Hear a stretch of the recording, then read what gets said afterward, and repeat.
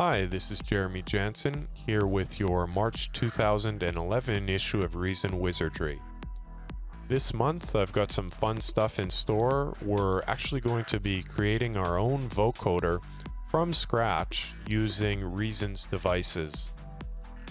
To do this, we're going to build on some of the work we've done in earlier issues, in particular the issue on envelope following that came some months ago. And your initial question might be, why create a vocoder when we've got a great one in Reason with the BV512? And it's totally true that the BV512 is an amazing vocoder, but there's a few different reasons to create our own vocoder. And the first is that by using individual Reason devices to create it, we're going to get a sound in the end that is different than the BV512. And for me, having as many different flavors of sound is a really important thing, especially in Reason where we can't use different plugins like in the VST environment. And the second reason to create our own vocoder is that we can alter some of the internal parameters that aren't changeable on the relatively simple interface of the BV512. So you'll see we'll be able to tweak the carrier filter bands and more to create some interesting sounds that aren't necessarily possible using the BV512. And finally, creating a vocoder in Reason is a great way to learn more about how to put it all together. So sometimes in issues I'll talk about very specific parts of Reason, but this is more of an issue where we put many different skills and techniques together to create a complex project. So with all that in mind, this issue has a lot of ground to cover, so I best get started on it. For simplicity's sake, we're going to be creating a 4-band vocoder. Now to start doing that, we're going to divide the task into two parts, the first being the carrier and the second being the modulator. So now we need to figure out what happens to the audio once it enters the carrier inputs of our vocoder. And what's going to happen is the audio is going to be split into 4 different frequency bands. So in order to do that, we're going to use Thor's bandpass filters. So I'm going to add a Thor here now, and I'm going to set it up correctly and then duplicate it so we can get all 4 frequency bands that we need. So we want to send both audio inputs to filter 3,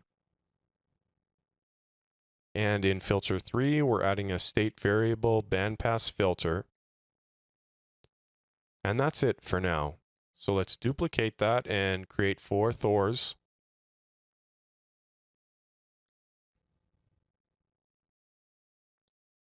Okay, now we need to set their individual band frequencies. Now, through some educated guesswork and some listening tests, I've figured out basically what the BV512 frequencies are in its 4-band mode. Of course, you could use different frequencies close to this or even totally different, and you might get great results as well. But we're going to start with a frequency of 143 in the first band, a frequency of 407 Hertz in the second band, 1.56 kilohertz in the third band, and 4.87 kilohertz in the last band. So now we need to flip the rack around and get the audio routed up properly. So we've got the combinator input being sent to this spider audio, and we're going to use that to split the audio to send it to all of the Thors here.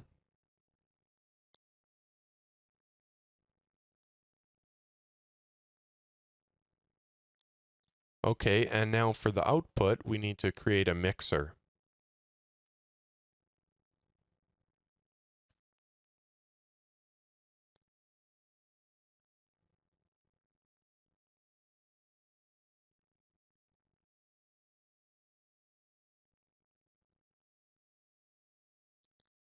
So that should be pretty straightforward. Here we're going to have our 4 bands. So we're going to be able to mute, solo, even pan the different frequency bands from this mixer. What I will do is turn down each mixer channel to 0 for now, and you'll find out why that is later. Next, I'm going to set up the first combinator modulation for our vocoder, and it's going to be resonance.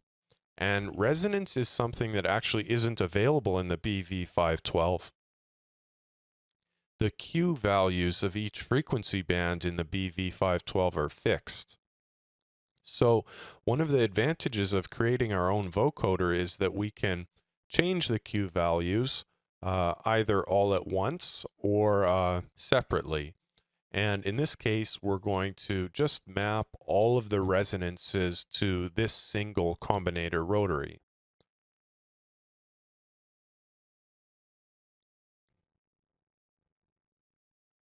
So we're just going to map filter 3 resonance to rotary 1 on all of these Thors.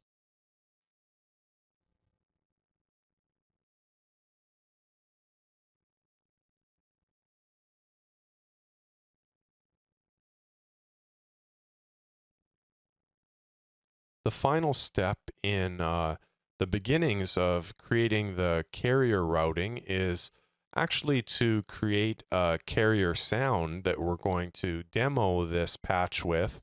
And for that, I'm just going to load a Maelstrom with a sawtooth waveform.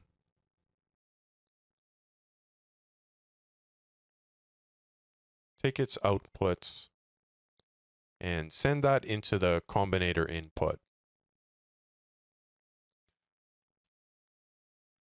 Just so we're totally clear here, we'll name this spider audio the carrier.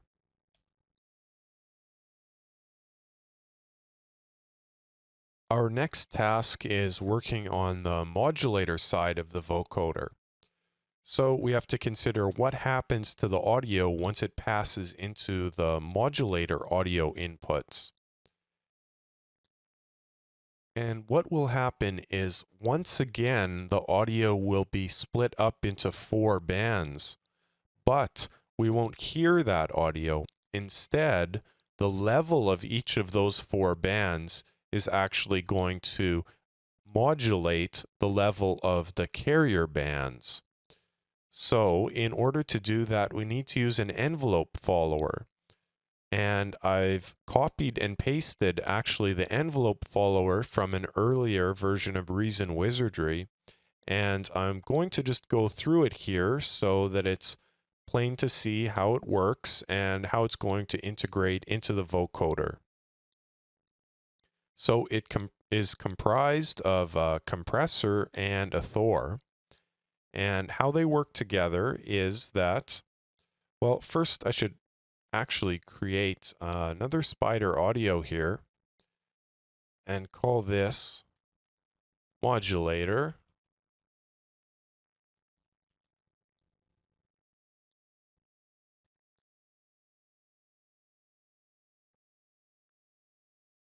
And put this into the audio inputs of our envelope follower Thor.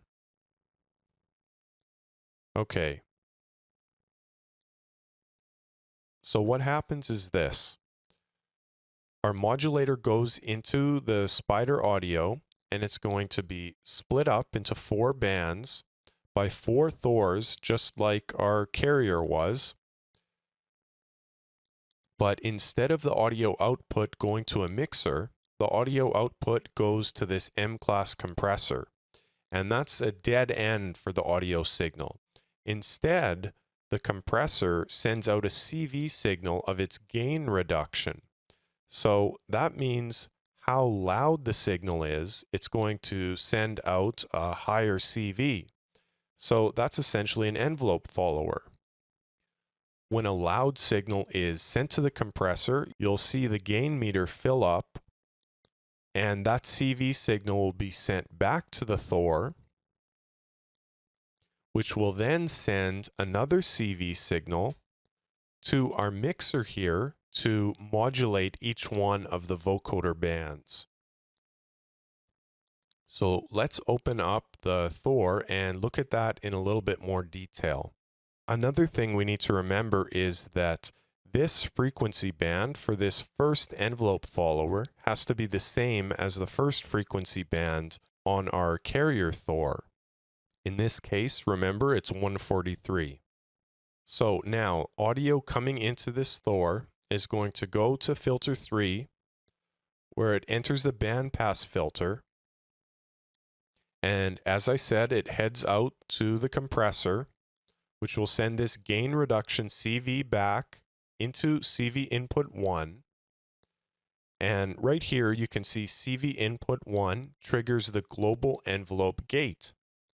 And the global envelope is at full sustain and 0 on every other parameter. So every time the CV is triggered, it's going to trigger this global envelope. And then the global envelope is going to be sent out CV1, which I'm going to do right now, which is going to modulate the level of channel 1. And that is why we've turned down all of the channel volumes, because we want them at 0 as a starting point for the envelope follower modulations. So that's pretty complicated, but it's going to make a little bit more sense as we go through all of the Thors and put it all together, and also send audio through it so you can see the audio meters and the gain reduction all working. One more point I should mention is this scaling value of CV1. Essentially, without this, you are going to get a constant volume sent whenever there's a sound from the compressor. It's going to be a constant volume. You can think of this as almost a velocity control. It's going to scale the channel volume based on the exact CV that's being sent from the M-class compressor. And as to why the value has to be 98, I found with 99 or 100, there were actually some problems with skipping sounds. So it's just one of those cases where a very specific value is needed. All right, so now we're going to duplicate the compressor and the Thor 3 times in order to create 3 envelope followers.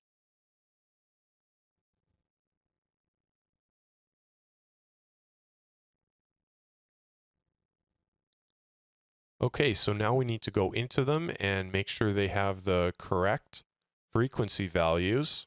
407 on the second one here.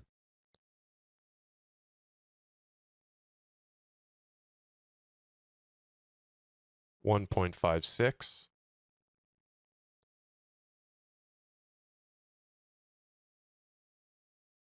and 4.87.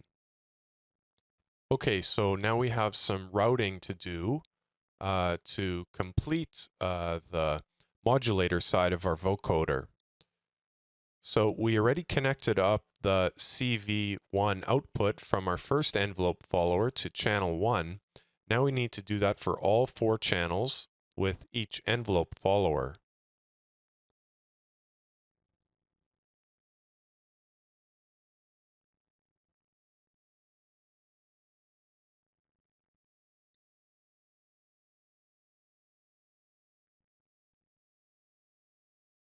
Okay, so that's set up.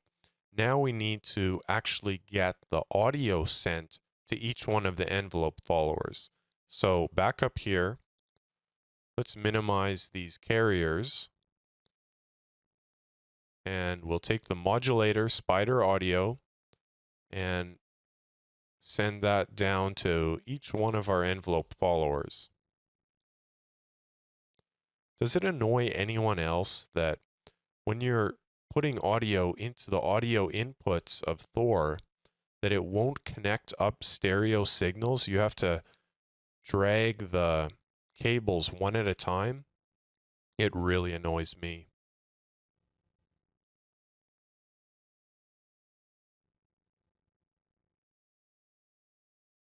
Okay, so it looks like our routing is done for the modulator side.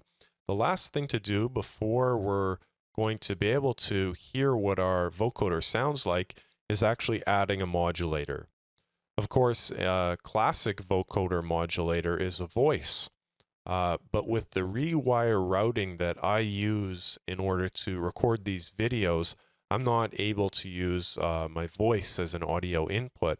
So instead, probably the next best choice is to use a drum loop to modulate our synth carrier. So let's bring up a Dr. Octorex here.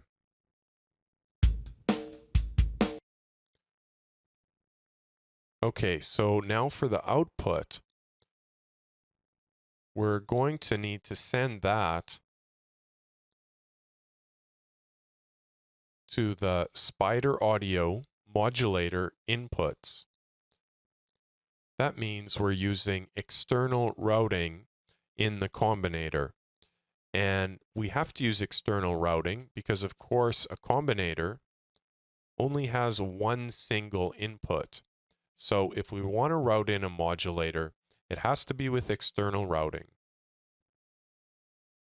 So when you're setting up this vocoder to use, you'd send the carrier into the combinator input and then open up the combinator and send your modulator into this modulator Spider Audio. I wish there was a little bit more straightforward way, but that's just the way we have to deal with it.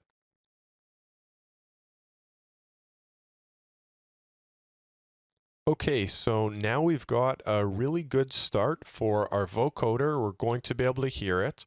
I've kind of cleaned up its looks just so you can see at a glance how it's all set up.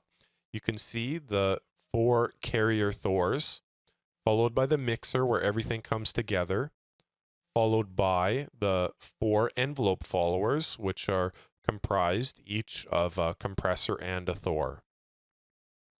So now let's just play the Rex loop and play a few notes on the keyboard here and make sure it's working.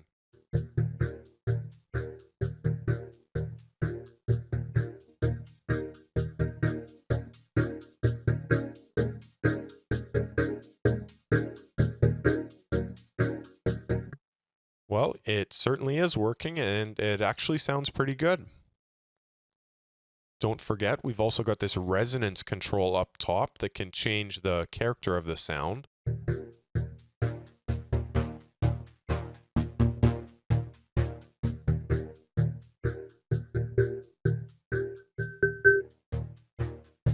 Sorry about that. That actually reminds me we should go into each one of the carrier Thors and turn off self-oscillate because there's rarely, if ever, going to be any need for that much resonance on our carrier frequency bands.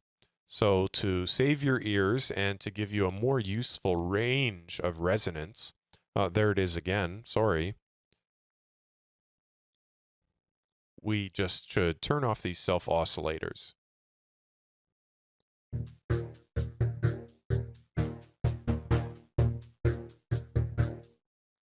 Okay, so now that we've got the basics done, let's start making some adjustments, adding some combinator controls, and the first one that I can think of that would be pretty useful is a decay control. I really like the decay control on the BV512. Every one of the bands will decay in a slower way, almost creating like a natural reverb type sound. So we can do that here as well. Remember that we've got a global envelope controlling every one of the envelope followers. So if we increase the release and decay time, we'll increase the vocoder decay. I've actually already got this set up. You can see I've got both attack and decay mapped to rotaries 1 and 2. Actually, on rotary 2, I've mapped both decay and release. So all we need to do is go into our combinator programmer and set up the modulations. So we will go with attack.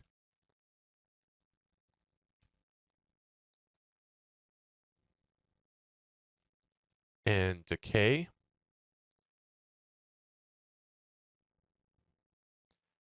And we'll start with rotary 2, going to rotary 1 and rotary 3, going to rotary 2. A little bit confusing sounding there. Of course, these targets are the rotaries on the Thor. So we'll do the same thing here.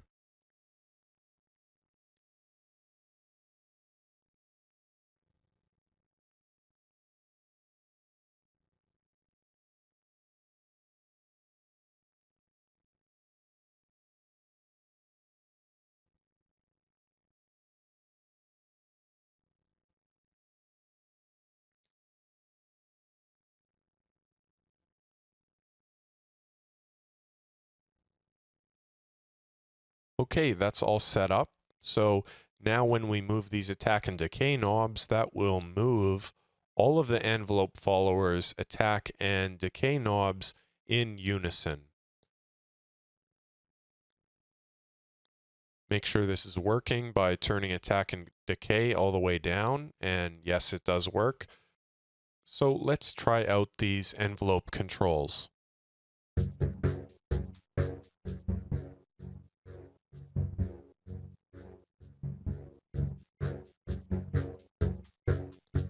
Okay, that sounds good.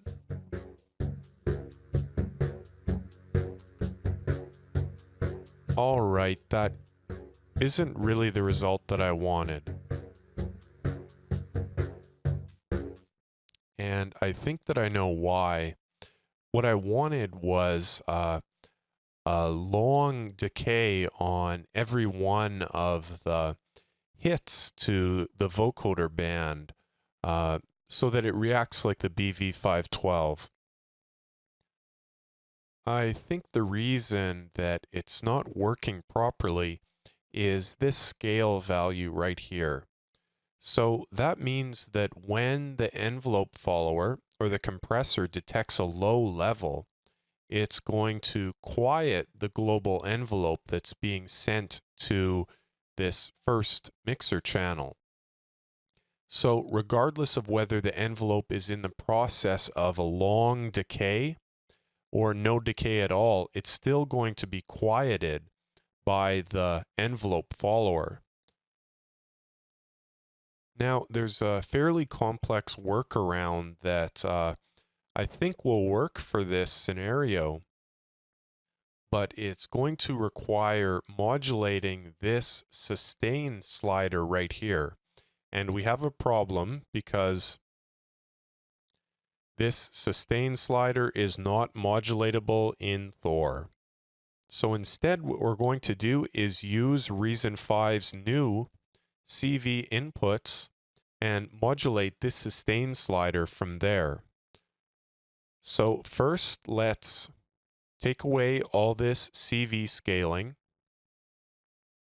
and then take CV input 1, which is, remember, the signal from our compressor, and send it to CV output 1. Okay, now let's take that and put it in our CV input 1 for our combinator. And you can see I've switched it to unipolar here. I'm going to switch all these to unipolar, and they're all maxed out at 127. And now what I'm going to do is go to our Thor here, our first envelope follower, and create a new modulation using CV input 1 of the combinator, going to the global envelope sustain, 0 to 127. So now let's go back and have a look. And you can actually see that this sustain slider is moving perfectly in time with the gain reduction coming from the drum loop modulator. Let's just solo this band.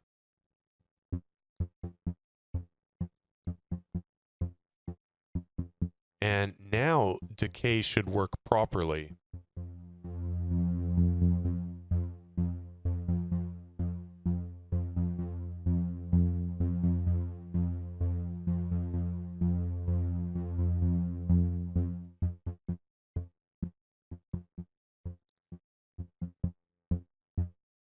So that's exactly the result I want for that.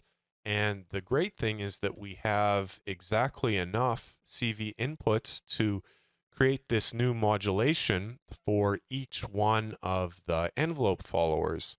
The not so great thing is that if we wanted to create a 8-band or higher vocoder, we wouldn't be able to do it this way. I think that there may be a workaround with CV.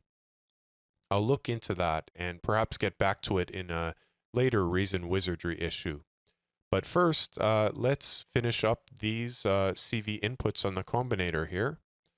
So we'll close off our first envelope follower, open up the second, and all we have to do is CV input 1 to CV output 2. We'll just set up all of these right now. CV input 1, CV output 2. Oh, almost forgot. We got to turn this scale value down.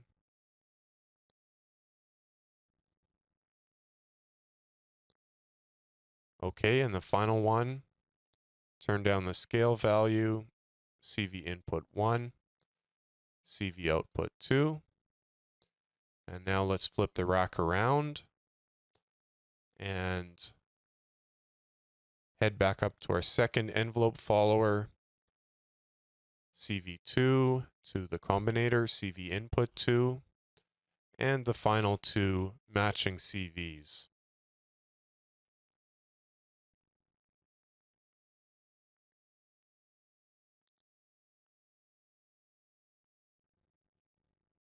And now we just need to remember to add these CV inputs and map them to the global envelope sustain. Oops, it's actually CV input 2, and now CV input 3, and CV input 4. So I hadn't intended to take this that far using these combinator CV input and the global envelope sustains, but I just found that the decay modulation that I wanted wasn't working correctly, and it was a choice of either cutting out that material altogether or finding a workaround so it would be usable. But certainly, if you have questions about it, feel free to email me. So let's give it a try now. Hopefully everything is working correctly.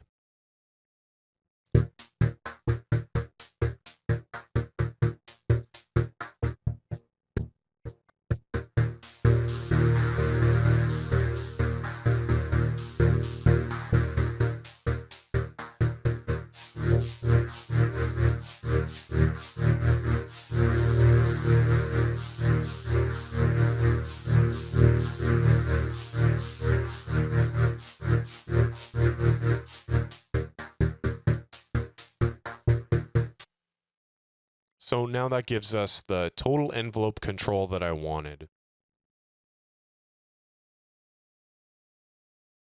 Perhaps by now you've already tried out our initial vocoder model with your voice as a modulator, and perhaps you weren't as happy with the intelligibility as you'd like.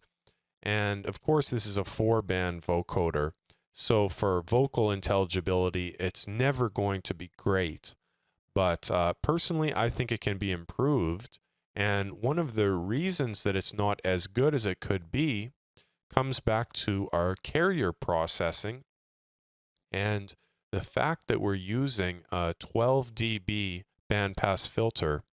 In my research of vocoders, almost all vocoders are using a steeper 24 dB filter. So we don't have that choice, unfortunately, in Thor. So we're going to have to improvise a way to come up with a 24 dB filter.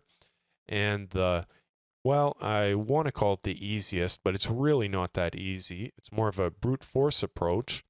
The approach that we can use is to just double each one of our carrier Thors so that we have two of them running in series. Two 12 dB filters running in series will create a 24 dB filter. So before we do that, let's just name these band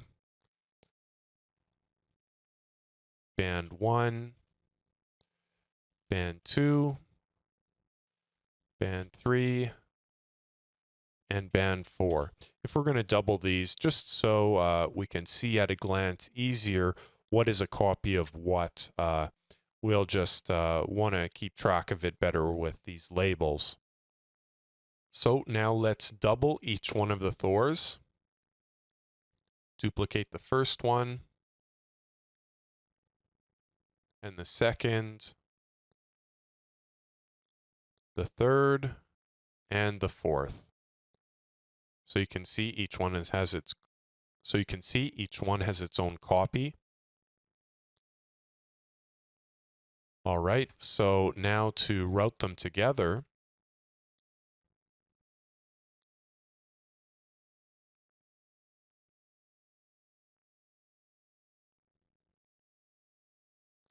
we're removing the old mixer routing from the first Thor and instead routing it into the second Thor in series and then onto the mixer. Just take these out right now.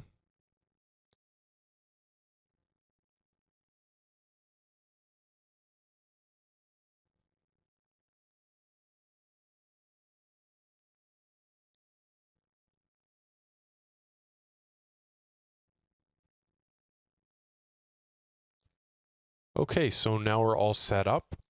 We're still missing a little bit here because, of course, we have our resonance combinator modulation, but that won't be active because, unfortunately, when you duplicate a device, it doesn't duplicate the combinator assignments. So we're going to need to go in here and add in filter 3 resonance on each one of the new Thors. It's not so bad. Imagine if we were working with a 64-band vocoder. Okay, we're set up. I'm not sure we're going to be able to hear a whole lot of difference using the drum loop, but let's give it a shot.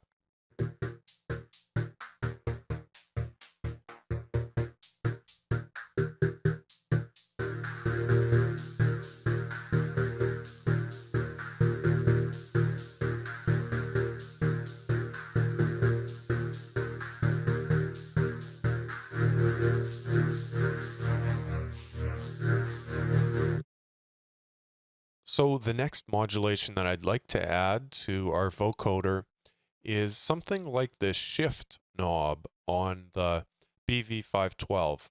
And of course, what that does is shift all the carrier vocoder bands up or down while keeping the modulator bands static. So what I'd like to do is use Combinator Rotary 4 for that, but we'll run into a little bit of a problem because, well, say we want to start with band 1 here and change band 1's frequency.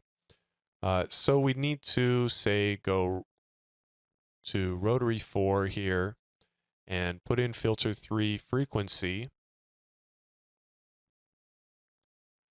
Now, the problem is that we want a frequency of 143 for the base vocoder carrier frequency on this band. Well, we're going to have to figure out the minimum value in this 127-step scale that corresponds to a frequency of 143. And then we need to figure out what the exact maximum value we want is. And we're going to need to do that for every one of the 4 bands. To me, it makes more sense to use a relative modulation, which means just keeping the base frequency of all the filters and simply moving them all up or down a certain amount. And we can't really use the combinator to do that. Instead, we need to use CV. And how we're going to do that is add another Thor that is only going to function as a CV processor, and it's going to just work like this. Its rotary 1 is going to be sent to its CV output 1. So rotary 1 is going to be sent to CV output 1 at a value of 60.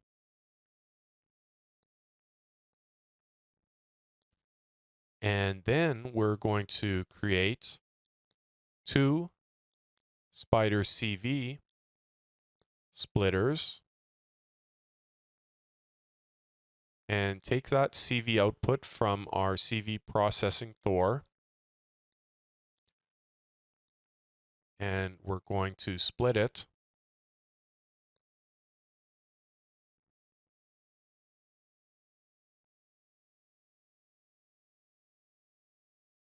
So now we have 1, 2, 3, 4, 5, 6, 7, 8, 9. We have 9 copies of that CV, and we need 8. So that's just perfect. So now we need to send that into CV input 1 on each one of our bands for the carrier. That includes the copies. So this will be quite a bit of cable dragging here.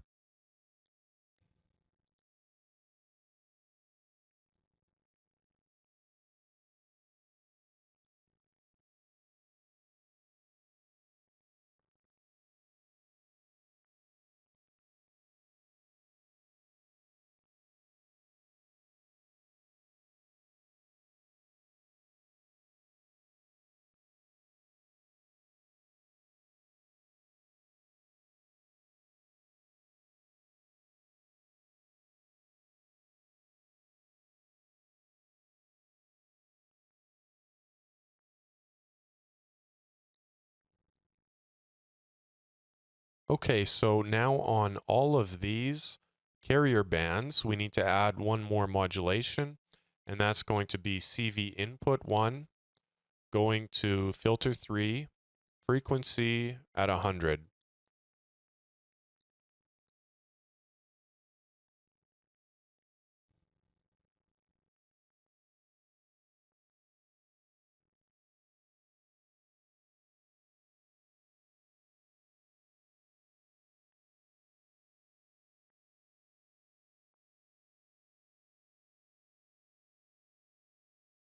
So now hopefully it's sinking in why I chose a 4-band vocoder. This would be just an absolute nightmare with more bands.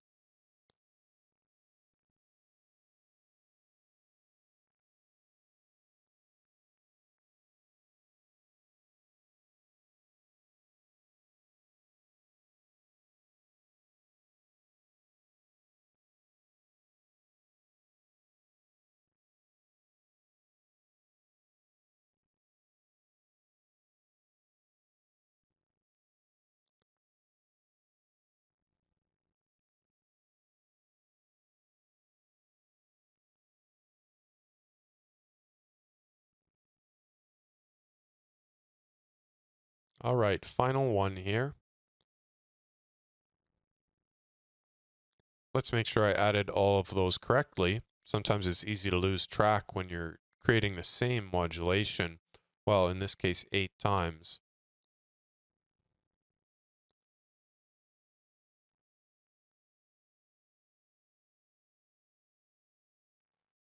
Okay, it looks good. So let's give it a shot.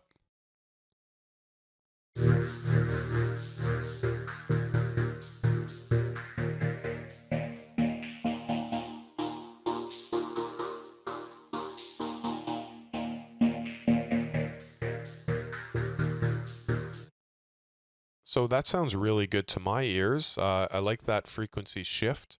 There's one little limitation to it, though. It's unipolar in that it only goes up instead of going in both directions like the BV512 does. Now, there's not a really easy way to create a bipolar modulation on this particular rotary. So instead, I'm going to use this button as a switch to change between negative and positive modulations of this shift rotary. So it's pretty simple how to do this. We're going to create another mod matrix line here. So that's going to be the negative modulation, and it's going to go out the same CV.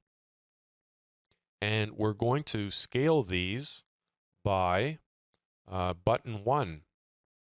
So when button 1 is fully on, that's going to engage the positive modulation. And when button 1 is off, that's going to engage the negative modulation.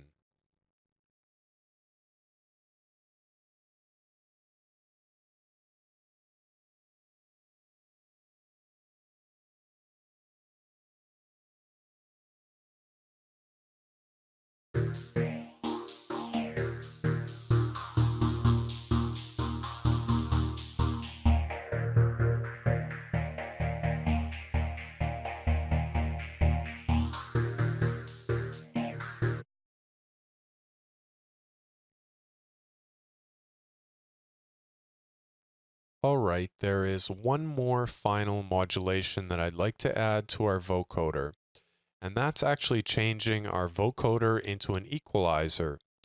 And let me just bring up a BV512 here to illustrate what I mean. The BV512 is switchable into equalizer mode, and what that means is the carrier is run straight through the frequency bank without any modulation happening.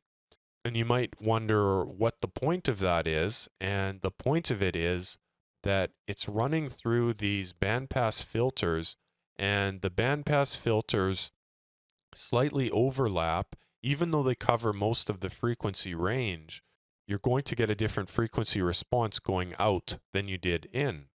So you'll be able to use this patch like an EQ if you want, or just running sounds through it to get that different frequency response.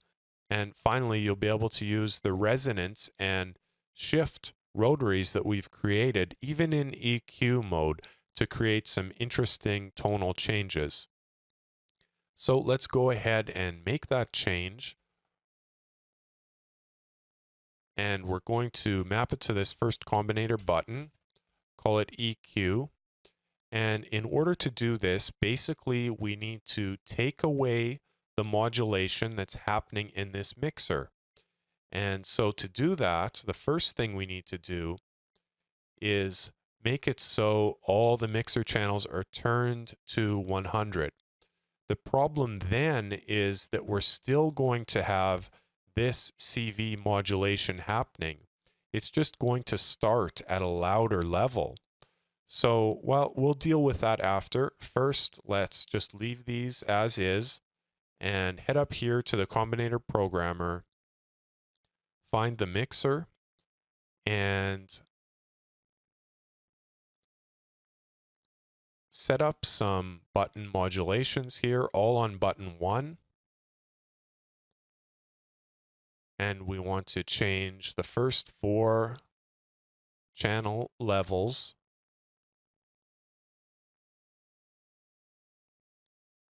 So when we engage the EQ button, we want them to be turned up to 100.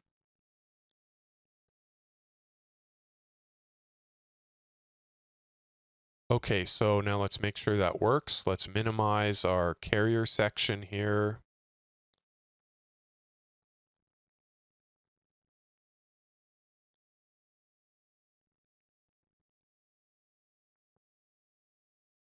I'm not sure we can quite get this all on screen, but mixer channels are turned down there. Push EQ and they're turned up. So, okay, we've tackled that. The next thing we need to do is disengage this CV modulation that's happening. Of course, we can't use combinator modulations to actually change these CV rotaries. So what we'll have to do is use a combinator modulation to change the mod matrix row that's actually sending out the CV signal. And the CV signal is on this second row of the mod matrix. So for all 4 of our envelope followers, we're going to need to change the second row to 0. So let's head back up here, bring up the programmer, go to our first Thor, and on button 1, we're going to go to mod bus, and the mod 2 destination amount. It's going to start at 100 because that's when the vocoder is working. We want it to be at 100. And then when we engage the button, we want it to go to 0 because it's going to be in EQ mode. So now let's duplicate this modulation.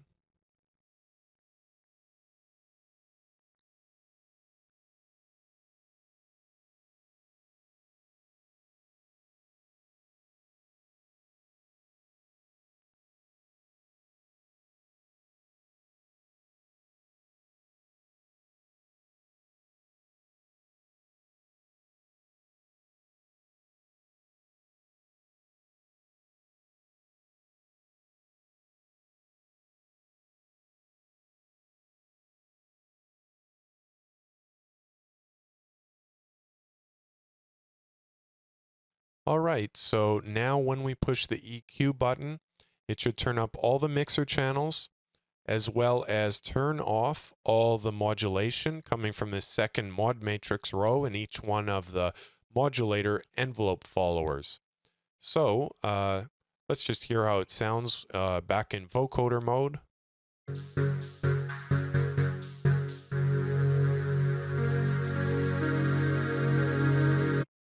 So obviously we've turned all modulation off there.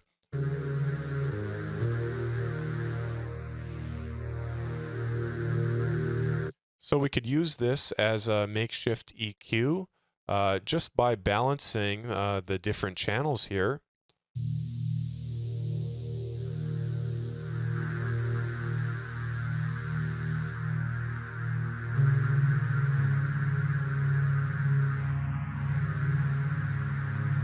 And then, of course, we've got our shift parameter.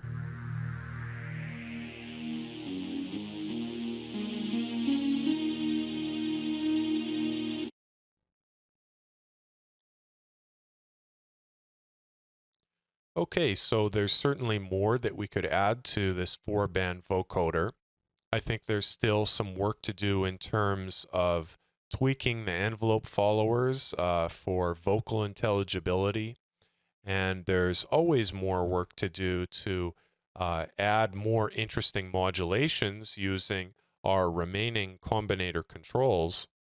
But overall, I'm really happy with how this vocoder sounds, how it measures up against the BV512 even, and how it should be a really good starting point for your own vocoder experiments. So that brings us to the end of this March 2011 issue of Reason Wizardry. I know this was a fairly heavy and complex issue. This is almost where it's borderline, where I'm not sure if it might even be too advanced for Wizardry, but I thought I'd give it a try anyway because this is what I've been working on. This is what I have some interest in, and this is a great example of how powerful the Reason environment is.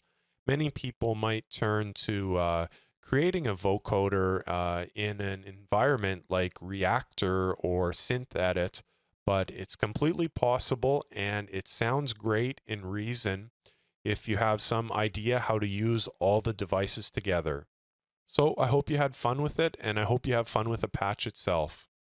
Until next time, this is Jeremy Jansen. Cheers.